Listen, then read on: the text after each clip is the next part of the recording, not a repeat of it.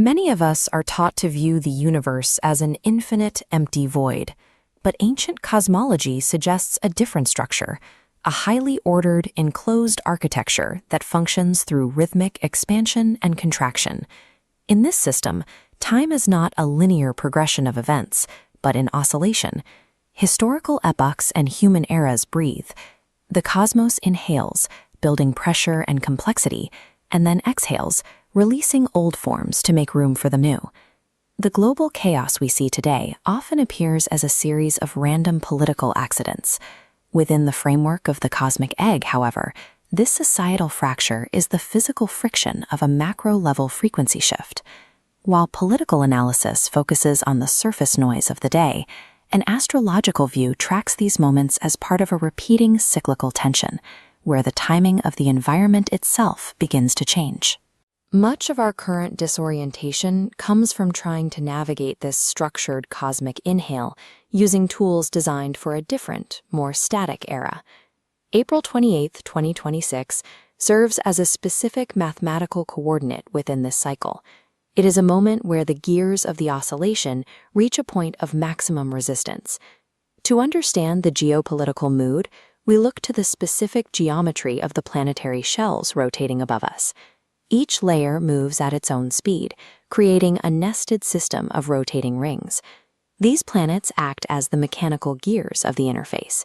Their positions relative to one another dictate the acoustic parameters of our environment, much like the settings on a massive instrument. Macroastrology is less about predicting the future and more about reading the current state of this cosmic interface.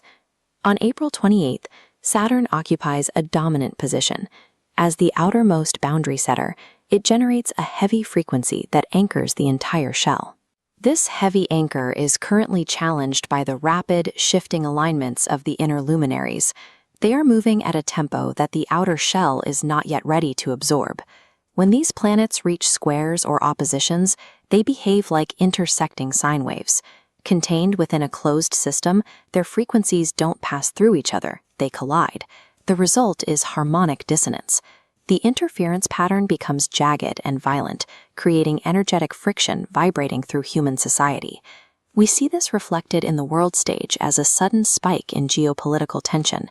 When the underlying cosmic waves clash, the friction eventually manifests as visible conflict between nations and institutions. If we view reality as a rendered environment, these astrological alignments function like a scheduled update to the world model. The old scripts are being overwritten by a new set of parameters. This ranked order of influence is mirrored in the architecture of the Giza Plateau. The three main pyramids follow a size ladder. The tallest corresponds to the pole star, the middle to the sun, and the smallest to the moon. It is a stone diagram of the same vertical hierarchy we see in the sky. Current power structures are often the most resistant to these changes. They were built to thrive under the previous acoustic settings of the interface. When a culture's habits and laws no longer match the incoming planetary oscillation, the resulting tension creates unrest. The system is struggling to remain rigid while the environment it exists in is shifting. These conflicts suggest that our current societal frameworks are essentially rejecting the incoming code of the April 28th update. This macro shift places a specific demand on the individual.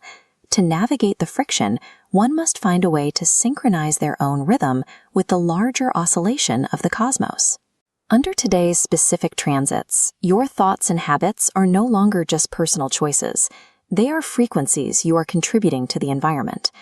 Much of what we consume through media is designed to emit an artificial frequency of panic. This noise serves to keep our personal internal rhythm out of sync with the natural cosmic transition.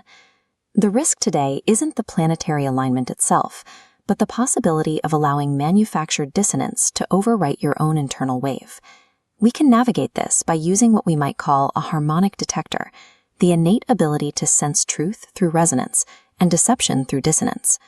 During these specific transits, you may find that certain narratives or entertainment physically feel off. Your bullshit radar is detecting a frequency that doesn't harmonize with the actual state of the world. True awakening is not about leaving this environment, but about developing frequency literacy, learning to read the interface and move through it without being absorbed by its noise.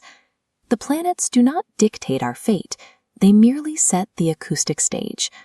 April 28th provides the tension necessary for us to find our own resonance within a breathing cosmos.